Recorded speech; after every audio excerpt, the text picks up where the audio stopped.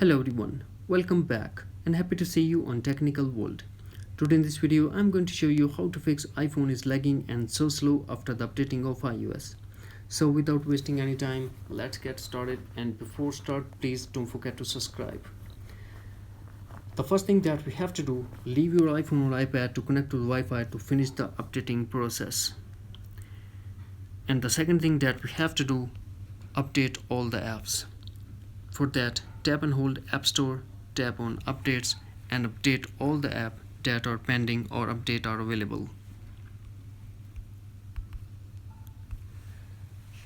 The third thing that we have to do, check iPhone storage.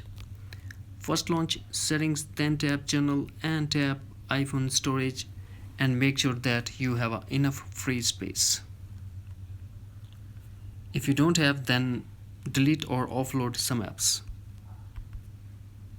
Now we go for solution number 4, reset network settings. First launch Settings, then tap General and tap Reset and tap Reset network settings.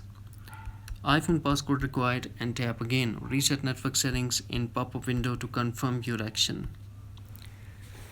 Solution number 5, try the force restart.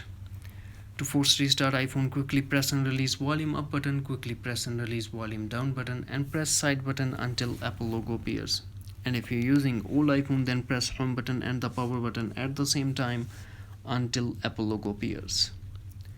Now we go for solution number 6, reset all settings. First launch Settings, then tap General and tap Reset and tap Reset all settings. Put your iPhone passcode and tap again Reset all settings to confirm your action. This process will delete all your customized setting to default setting, but no data or media will be deleted. That's it. Hopefully friends, you found this video helpful, so please don't forget to subscribe, like and share with your friends and family. Thanks for watching. Take care. Bye bye.